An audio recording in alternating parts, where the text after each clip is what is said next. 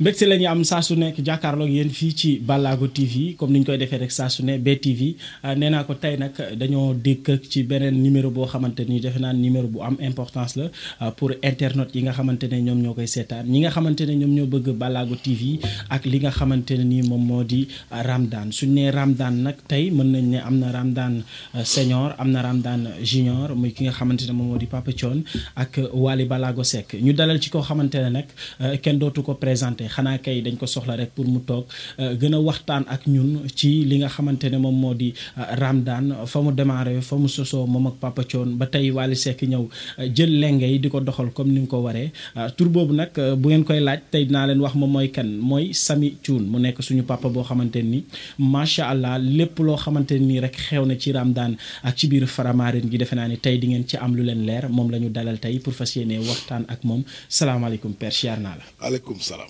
bàyyi nañu jàmm ça va sant yàlla. siyaar nañ la dalal nañ la ci Ballago TV. waa lii de vraiment ça me fait plaisir. daf may neex trop. di ñëw sa kër. Ballago TV moom c'est chez moi. c'est chez toi. waaw oui vraiment. voilà gis ngeen li mu wax Ballago TV këram la defe naa ni tey noonu la ñuy def rek ñu waxtaanee balaa dara dama bëgg nit ñi nga xamante ne nii ñu ngi gis Samy ci côté Papa Thione côté Wally au-delà de Papa Thione Wally kan mooy Papa Samy. waaw Samy doomu géwël la. waaw di taalibe Serigne Saliou. waa nekk dans le showbiz musical. vraiment nekk def immigration def dëkk yu bari ñibbisi Sénégal réew mi toog di jël expérience am di teg ci réew mi waaw pour bokk ci liy développer sama dëkk voilà suñu gisee daal mën nañ ni au-delà de milieu showbiz bi nga xamante ni yaa ngi ci nekk di ko doxal bu rafet ci ay conseils ak lépp mën nañ ni acteur de développement. waaw à part showbiz musical bi maa ngi liggéey maa yeneen yëngu-yëngu yu may def ci mbay mi damay bay ba pare dañu am sama benn frère sama benn cousin bu ma ubbendool benn bagage ñu ngi ci samp nañu toog di ci yoot waaw comme la suñu sang ba doon wax naan jàmbaar am ku ñu dimbali moom ñu ngi ci toog à part musique bi peut-être bi ñu nee Samy Thioune ñëpp dañ naan c'est dans le showbiz musical mais maa ngi ci leneen yaa ngi ci leneen waaw ok waaw yeneen lu may def ci loo xam ne loolu c'est sama passion la sa passion la vraiment waaw voilà dégg ngeen li nga xamante ne moom la wax benn point la rek bu ñu doon laal boo xamante ne nit ñi dinañ gën a comprendre personnage bi nga xamante ne moom mooy Samy au-delà de musique au-delà de showbiz ci lan la nekk defe naa ni leeral na ko noonu la ñuy def rek ñu xuus ci li nga xamante ne ni moom moo di waxtaan wi wax naa ko sànq sama biir wax ma ne buñ ne Ramdan ñëpp suñu xel day dem ci Samy Thioune lan moo waral loolu. ragal péeti dafay xañ wërsëg nit ku la tàllalee loxo baa mu teg la loxo pour ngeen ànd te mu bàyyi 17 millions 16 millions de Sénégalais teg la ko pour mu la gën a gore loolu rek am tax foo tuddee Samy Thioune rek te Ramdan du ma nangu Thione gën maa gore sur tous les plans waaw ndax sama mag la ñu bokk askanu Ngéwël ba dara dul xew dara xew bu woon dama ko daan baali di moo may bégal kon bu ñu demee ba relation am liggéey am non du ma gën a gore ndax jaaji la ñu soxee ko waaw vraiment léegi est-ce que mën nga ñu wax ci loolu maanaam yéen ñaar da nga daan dem di baali soirée mu nekk lu yàgg loolu tey mën nañ ko à peu près mën naa ni mën na 25 ans ci ginnaaw wala 30 ans ci ginnaaw bon est-ce que mën nga ñu wax début wu Ramdan fi Ramdan soqee ko wala première soirée Ramdan yi nga xamante ni tey assisté nga ko ak Papa Thione moom mu joué ko. xam nga loolu baal bi ma njëkk a baali Ramdan bi may fàttaliku sama première soirée Ramdan mi ngi nekkoon cosaan bi ngay yoroon ko ndeysaan ak Salamon Thione doon fa tëgg ay soirée mais fàttali ko falaa njëkk a baali jëy Thione boobu dama wéetoon ci soirée bi sax li tax ma wéetoon ci mooy à l'époque en tant que jeune ñu ngi bu sama copain yi booy maa ngi dem soirée Thione dañ naan ma non mais sami nag xoolal lii di ñuy wax quoi mais soirée pas yooyu ngay def ak mere parce que boobu diriyànke yi affaire de classe affaire de mag moo amoon soirée Thione quoi boo nekkee jeune am 18 ans 19 ans 20 ans ba 21 ans naan damay dem soirée Thione ay ree ngay def sa génération vraiment boobu moom laa fàttali ko fu ma njëkk a commencé dem soirée Thione am lu ma fa dugg waaw nga yëg ko ma yëg ko parce que doomu géwél laa am lu ma fa dugg loo xam ni duñu lu ñu mën a wax ci micro quoi ci surtout ci jigéen ñi daan baal si fa am lu garaaw lu ma fa dugg looloo indi nag sama baal yi ci sama affection bi ma am ci Thione looloo ko indi ak Raamdaan buñ ne Raamdaan ne Thione Seck buñ ne Raamdaan ne Wally Seck mais ba tey damay ñëwaat ci côté way wi Papa Thione tey bu musaana taxaw Raamdaan yow lan nga doon gis Papa Thione bu taxaw di way personnalité bëgg li muy def fonk ko surtout li muy def fonk ko Thione bu masaana taxaw sur scène di way da ngay xam ni y'a une personnalité bu taxaw di way parce que li muy def bëgg na ko d'abord te li gën a garaaw mooy def ciy bégal boppam d'abord avant muy dem retour ci ñi ñëw dagg seen billet di ko seetaan si waaye ñu gis ne aussi baat bi rek dafa wuyu li nga xamante ni moom moo di tey fi mu yegg si parce que raam daan la ñu wax raam ndànk-ndànk ba daan defe naa ni kon tey Papa Thione raam na daan gi nag moom moo waral tey Mariasine Meissa Bigué tey nekk ci point bi mu nekk lan nga ñu mën a wax ci loolu noonu maanaam étape bi nga xamante ni tey Raamdaan tolloon na fa bu njëkk ak tey Raamdaan étape bi mu toll lan mooy différence bi. c'est que xam nga mbir nit di nga engagé benn mbir. def fondement bi. mais doo ko yeggale. te keneen kay ñëw la mu ciy jariñu. yow doo ko ci jariñu waaw waaye loolu lépp kay ñëw la mu ciy jariñu. daf lay delloo njukkal bu fekkee la mu ciy jariñu bëgg na mu jikko lool waaw daf la ciy delloo njukkal yow mi nga xam ni lépp yow la à chaque fois dama koy wax ne leen Thione dafa raam mu metti trop nii laa di olof naan nii laa defoon day yokk sàggante y a de certaines choses yoo xam ni kenn mënatu ko wax mais mu metti woon trop nag trop mu koy ñas di ko ñafe di ko fighting li italien naan da solo nag seul moom rek di ko xeex ba taxaw ba balaagu taxaw kon liw bi noonu ngelaw li waaw à chaque fois dama koy wax njaag nañuy delloo njaag njukkal coow li Thione la vraiment coow li Thione la tey bu defee lu mel noonu raam ci tey ba yegg si fii mu yegg si ba tey ay rakkam ak ñëppam ak doomam tey mën a am fit bi ñu am tey ci musique ginnaaw yàlla moom moo tax ñu ñëwaat ci point boobu noonu raam na daan na moom moo fondé li nga xamante ne moom moo di Raamdaan mu ñëw tey bañ naan Raamdaan senior Raamdaan junior tey soo ma doon jox ci différence ci côté Raamdaan ci côté way wi ak organisation bi ak respect musical bi diggante Wally Seck ak Papa Thione lan nga ma ciy wax loo xam ne ni tey Wally Seck waroon na ko jël dolli ko ci moom ci côté way. ci côté way li ma constaté. mooy de un ñaari génération yi ñoo bokkul. Thione li ma gis man dafa nekkoon avec ses employés yaa ngi comprendre ñii ànd nañoo ak ñoom ñafe xeex bi ñii débuté nag ñoom ñii fii la ñu fekk lépp dox. comprendre nga différence am ak Wally dafa nekk avec sa génération. am loo xam ni bëgg na ko parce que puso la. Wally yor ko. bëggul mu réer ci loxoom.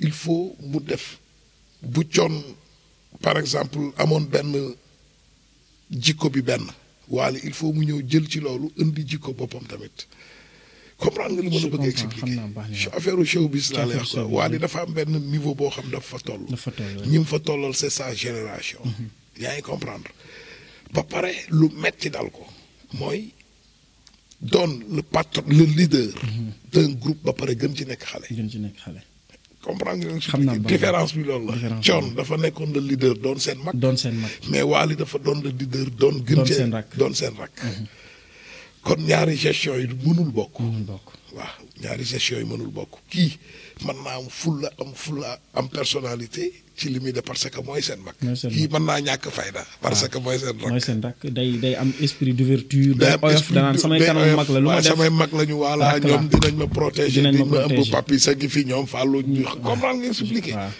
noonu la situation bi demee parce que boo nekkee ci groupe boobu ñoom mbay si nga am équipe boobu nekk sa ginnaaw ñoom ëmb di comprendre nga. ba pare nekk say mag. ba pare doon say mag danga naan. yow mi xale waaye yow fii bu fi gaynde rombee sax tey dama ma jam. waaw lu ma neex laay def. noonu la différence bi loolu la quoi. différence bi loolu la moo tax à chaque fois da nga gis ne bu taxawee ci kaw scène di way day oyof. day fo. day libre day fo. waaw day fo. loolu lan la. non entente la. am sa ginnaaw lu dëgër la xam nga bokkul ak ki way ki taxaw di def concentration bi. parce que Thione dafa am oreille musicale macha allah. Thione bu taxee di way concentré wu jox na cër bi métier bi d'une manière boo xam ne gis nga kii mbalax mbaa ki yor basse bi mbaa ku mu mën a doon ci ginnaawam boo defee erreur subitement da ngay gis mu geesu xool la comprendre nga parce que am na lu mu doon fondé am na lu mu doon wut am na lu mu doon tabax sérieux la mën a àndal sérénité ak fonk ko jox ko cër ba ñi ko ci war a jàppale bu ñëwee dañ naan kii li mu taxaw kat bëgg na ko kon dinañ ko jàppale différence bi loolu la Thione dafa commencé teg fondement comprendre nga il faut raser teg rez-de-chaussée premier étage ñëw deuxième troisième door a ñëw mais Wally bu ñëwee fekk Thione teg ba cinquième étage mais bu ko neexee balaa moo teg sixième ak septième danaan noo taxaw nag xaaral kuy xalam du ca jaayu nag barke ba yaay borom danaan xaaral ma lëmbaaje ba def foo ba doyal door a nag taxaw boo ko xoolee tey Wally mi nga doon gis 3 ans ci ginnaaw 4 ans bokkul ak Wally mi nga doon gis daaw Wally mi nga doon gis daaw bokkul ak Wally mi ngay doon gis mi ngay gis ren c'est ça ñu gis ni am na le genre balance la boo xamante nii tey maanaam pour le moment ni Wally Seck di doxalee day wute trop ak ni nga xamante ni noonu la Papa Thione doon doxalee par force mi ngi mel ni yow tey fa nga ñafe ba jaar ba jënd sa oto sa doom xamu ko sa doom buy doon am permis nga jox ko oto bi mais lan lay def waaw accéléré viré noonu xëcc frein amee bi comprendre nga xamul oto di jar mais bu demee ba xam valeur u oto ak valeur u tali bi ak danger yi ci nekk non daf koy téye nag dawal normal c'est ça Wally Seck waaw léegi tey yow ba mu doon jox benn constat nga ne constaté nga ni lii mu ngi ci Papa Thione mais waroon na nekk ci Wally Seck mais nekku ci soit mu ngi ci yoon bi dina ñëw wala boolewu ko ci boppam 80% yi nekk ci Wally yëpp ci baayam la ko jëlee 80%. mën nga ma ci wax ñaar wala ñett. Sénégal. naa la ci jox 3 points. 80% yi nekk ci Wally Seck. lépp ci baayam la ko jëlee Thione Seck. benn bi la générosité de Wally. Thione ko gën a généreux fopp te lu Sénégal xamul. Thione Seck. moo gën a généreux fukki Wally. loolu Wally ci baayam la ko jëlee. générosité boobu parce que Thione day def farata. waaw comprendre nga Thione dafay coon day comprendre nga xaw ma nan laa la ko mën a expliquer. Wally dafa ñëw jël farati bi baayam di def. ba pare boole ci sa générosité personnelle. mais bu dee baax. Wally lu mu baax ci baayam la ko jëlee. xaw ma nag comprendre naa bu baax li nga wax. vraiment muy constat boo xam gis naa ko ak way mën a way. mën a way. way wi lépp la jël wala am na lu mu baax. non jël na lu bari. jël na lu bari ci papam parce que nag boo ko xoolee dama lay wax benn affaire. li sekk. ci lu ñu bari xawul. boo xaroon xol bi tey. doo coon sekk rek nga ciy fekk. kese daf ko fan. voilà coon baayam la. daf ko fan mais daf ko fan. ba pare daf ko bëgg. surtout ba pare dafa yërëm baayam. loolu moom mën naa cee teg kaamil. dafa yërëm baayam. daf ko bëgg yërëm ko.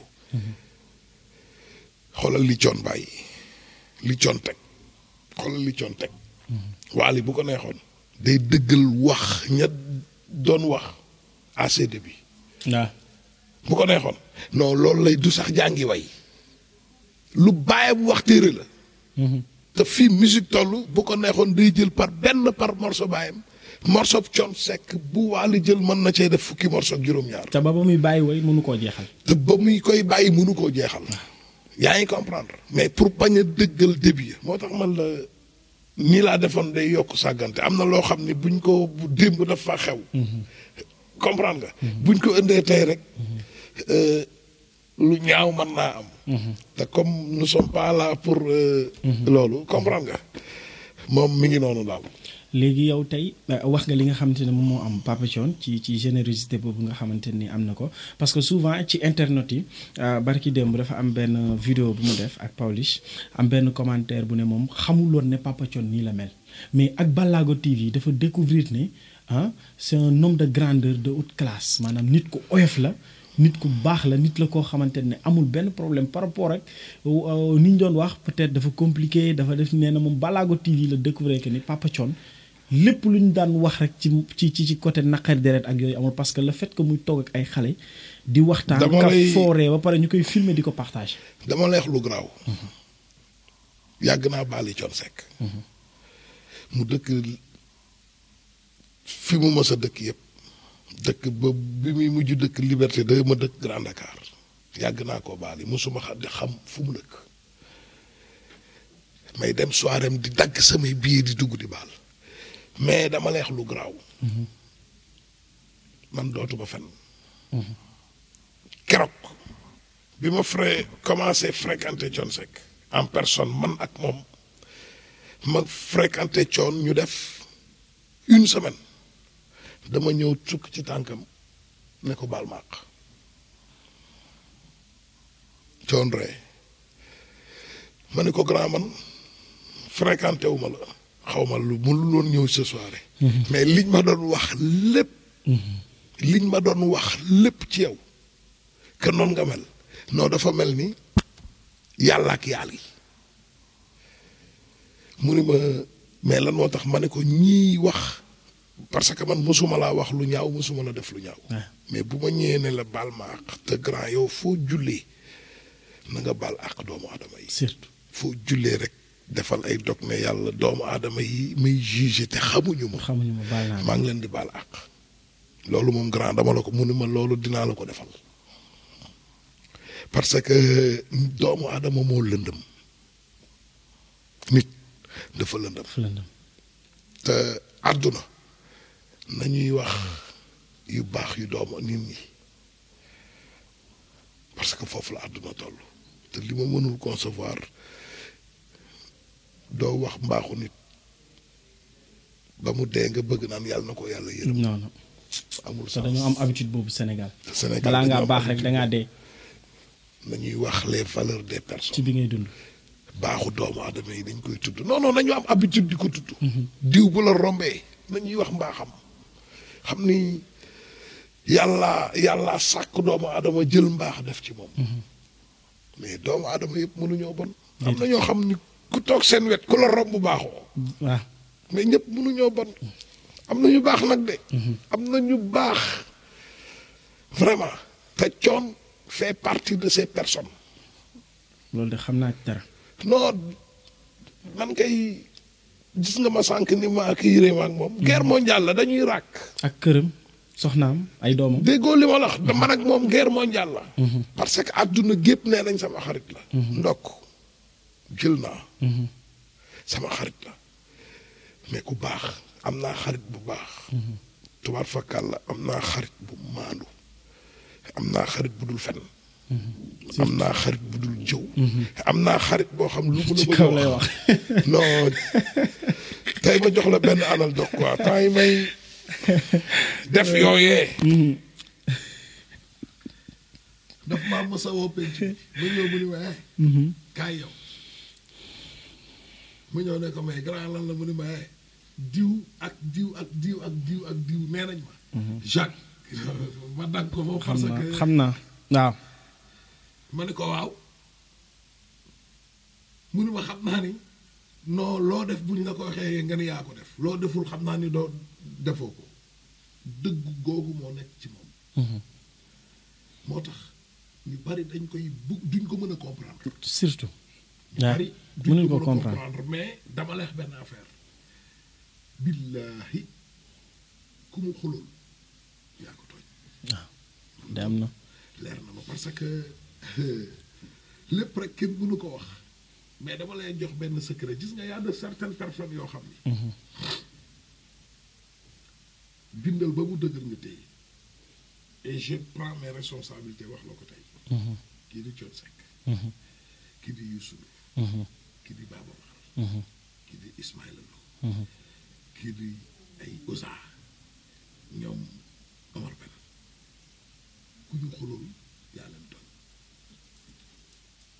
xam nga lu tax. ils avaient pas de vie te réellement li daw ci dëkk bi xamuñu ko woon ñoom dama leex lu garaaw Thione Seck bu dul jénn këram dem soirée mbaali wala Youssou Ndour bu dul jénne këram dem soirée way yi Omar Pène bu dul jénne këram dem soirée way yi mas nga tas ak ñoom samedi discothèque mas ngaa dox ci mbedd bi ñu ne Youssou Ndour a ngi dale doo gis sax ci seen mas ngaa dem boîte de nuit ñu ne waaye grand Youssou Ndour moo baal si tey amuñu woon vie kon xamuñu luy dox ci dëkk bi les réalités de li ci dëkk bi xamuñu ko ñu bari nag dañoo defee ni ñoom ñoo at xamuñu lu xew ku ci ne mën ngaa taseeg moom nax ko ñoom ñëpp nag A ba Z ku ci ne mën ngaa taseeg moom nax ko nga wax ko par exemple dara mu gëm ko nga defee ni yaa ngi koy nax or que naxoo ko li nga koy xamu ko koo xam ne vendredi lay tëgg samedi dimanche bu jénnee këram ma nga cosaan bu woyee ma nga këram doo ko gis lundi ba àjjuma doo taseeg Youssou Ndour amul woon mënul woon a dem marché sax gël tàppe ga mu dëkk dem jëndi jën rek doxantu rek jënd jën amu ko woon kon xamul les réalités xamul li xew xamu ko Omar Pène noonu Thione Seck noonu ñoom ñëpp noonu ñoom jàppoon nañu leur vie mooy jénn dem bégal doomu aadama yi mais ils avaient pas de vie de amul xanaa ñu dem tourner profito waaw mais bu doon Dakar mënuñu parce que am na lu bari dañ ko doon jombale seen bopp ndax ñi leen bëgg topp seen ginnaaw ñoo bari woon d'une manière boo xam ne ay référence lañu am na loo xam ne dañ ko doon bañ loolu rek a tax lu ñuy def dañ koy nëbb lu ñu doon def dañuy danga naan ñi xanaa yàllaa yónni yonti yàlla mootu dañ daan làqatu comme parce que c'est des références dégg nga li nga xamante ne moom la suñu papa Samy wax mu nekk loo xam ne lu am importance la parce que nit ki su fekkee da nga nekk ci benn métier soit lu mu mën a doon nga koy doxal rek jàppal ni même bu dee benn nit la sax mu ngi lay bàyyi xel bëgg la kon kooku war nga koo mën a jàppale ba lépp looy def rek nga ko ci bàyyi xel ndax bëgg dafa fort moo tax it ci ay wayam way na ci côté mbaax bi nga xam ne seedeel na ko nee na ci wayam ne mbaax société la islam a ko jiite ku bon génn nga ci bonnet société la iblis a ko jiite ku baax rek génn nga ci. kon defe naa waaw baax bari bañ. ne la baaxal te bari bañ. waaw soo baaxee bari bañ. ñëpp lay bëgg. waaye nag boo bonee sa yaay dugg na coono. ndax doomu diw ja rek la ñuy wax. doomu diw ja rek la ñuy wax. macha allah mu nekk loo xam ne lu jar a bàyyi xel la kon ci biir ay wayam rek da doon sànniwaale ay message yoo xamante ni yu am importance la damay ñëwaat rek ci suñu papa ñu wax balaa ñoo jeexal ndax li ñu mayoon ci temps bari na ci côté Wally Seck li nga wax ni ci ay qualité maanaam ci respect bëgg boppam ci mën a way bi ni mu jiitee woon ba pare di yar ñi nga xamante ne ñoom ñoo nekk ci ginnaawam ba mënul woon a def benn faay tey bokkul ak Wally Seck mi nga xam dafa ñëw nekk ak ay magam su ko neexee maanaam caat la ci biir kër caat ci biir kër lu ko neex lay def kenn du laal bon yow soo doon sànni tey conseil Wally Seck pour li jot a weesu waxuñu ko fi mu toll mu ngi doxal mais à l'avenir au futur fan nga koy teg mu teg fa tànkam bu gënee bu waree mën a gën a doxal li nga xamante ne moom moo di Ramadane. benn bi ma ko doon wax benn conseil bi am importance nga xam dama ko doon wax. à chaque fois mooy liggéeyal. surtout. loolu tubaar fakkaat la kaar dootuma ko wax parce que mi ngi ci. mi ngi ci yoon woowu liggéeyal laa ko doon wax ndax pour nga dab sa bàyyi Thione Seck. yomb de. di nga liggéey ba dee de. pour nga comprendre nga. je comprends parce que loolu laa ko doon wax. moom nag mu am chance su tubaar fakkaat la gëm loolu am loo xam ne lu bari bëgg na ko dindi ci bopp nit ñi. que ni dafa mën a way. waaw. parce que doon def loolu ci biir nit ñi ne moom dafa mën a way. daf ko dégg au départ. te daf ko dégg non xam nga nit boo amee jom. la sama sang ba doon wax naan yàlla bu dee wane say ayib daf laa bëgg a dimbali mais doomu adama bu dee tudd say ayib daf laa bëgg a weer. boo amee jom boo nee bërët ne man damaa bëgg a football yi par exemple wala damaa bëgg a siiw par exemple wala dama bëgg a lii non yàlla dafa am benn nattu bu mu la ciy teg. da lay testé. Sénégal gépp jug attaqué la. surtout boo amee jom nag. non da ngay faaw nga relever défi bi. lu leen dégg na ko fi moom macha allah. li ma la boo amee jom rek. xam nga kan moo neex a àndal ki am jom. ki am jom. di nga ko dóor benn yoon mais du ñaar. di nga ko tere fii benn yoon mais du ñaar. du ñaar di nga ko xas benn yoon mais du ñaar. ku am jom noonu lay doxee. te loolu comprendre na ko Wally ba def ko armam ci wayam. mooy premier conseil bi ma ko doon jox mooy liggéeyal ba dee ndax ñi nga bëgg a doon dafa merci de. dafa bari. bëgg a doon boobu man tamit mënoo leen doon impossible te yàlla koy suturaal. war fa kàllakaar macha allah mi ngi ci tànk boobu. beneen bi nag mooy bi nga xam ni moom laa koy jox cadeau ci 2021 bi. mu wóoyaale ak moom. prudence. loolu rek laa koy dénk sur tous les plans. prudence. surtout. sur tous les plans. xam nga artiste amul vie privée. sur tous les plans pour sa vie lépp prudence laa koy dénk. surtout. waaw fu muy teg tànkam. na ko xam lu muy wax. na ko xam. ndax ñaara ngi nii bu la dalee dalaat la. yaa ko tey. yaa ko tey. boo demee benn yoon def erreur. boo fa delluwaatee non yow la neex. yow la neex boo waxee benn yoon def erreur bu la boo ko waaraatee yow la neex. yow la nit nag mën nañoo yóbbu say wax mën ngaa sàccal xool lii neexu la nga bañ ko xoolaat. mën ngaa dégg loo xam neexu la dootoo ko dégg. yaa ngi comprendre fiston prudence. fiston prudence dégg nga li nga xamante ni moom la suñu papa Samy wax mu nekk koo xamante ni comme ni ma leen ko waxee rek ci sama introduction suñu nee Ramadane suñu xel dem ci moom mu yàgg lool Papa Thione ba tey Wally Seck juddi ci kanamam màgg ci kanamam tey ci ay way ba tey li nga xamante ni moom moo di Ramadane ñu jox ko cër lool nag ndax soo gisee ni ko Papa Thione di dalalee ni mu ko accueillir loolu tey la doom ja gis Wally Seck ba tee ko tee bi nga xamante ni moom la ko bàyyam tee woon ci côté conseil ci lépp li ma sol nag tey bu ngeen ko gisee moom laa dalalee suma papa ji Samy Thioune muy A7 Couture A7 Couture mooy Alioune Seck Couture voilà mu ngi nii moom moo ma solal ku ci bëgg rek da ngay ñëw contacter ma bu ko defee mu mën laa boole ak moom mu sañsel la xam naa sax après dina defaral père benn Alioune Seck moo ma solal nii A7 Couture gars yi ñu ngi may wax waaw naan ma mais Samy Alioune Seck doomi coon waaw mu ngi ñëw lu doy waar ci ma ni ko mais man loolu yëguma ko woon par la suite laa fi ñëw amoon rendez-vous ak coon vraiment gis ko fu ma toog dama toog sax gis Alioune yor fer di passé ma ni ko mais Alioune yow léegi danga mu ni ma lépp danaa nas danaa ñaw danaa passé dinaa man daal maa ngi nii rek père ci atelier bi ma ni ko nag boo ñawee wàcc nga waaw boo ñawee wàcc nga te li muy def macha allah rafet na set na jaar na xam nga ñun dañoo naqaree ñawal macha allah bu ñu demee ba gisuñu wëñ biy lang pli bi jaar yoon daamine bi boo ko fóotee du lemu nga xam ni mi ngi ci yoon dañ leen di jox rendez-vous rek incha allahu rabi ci prochain numéro ak beneen invité lii lañ leen indil tey mu nekk suñu papa Samy Thioune bu ñu nee Samy Thioune Ramdan ayca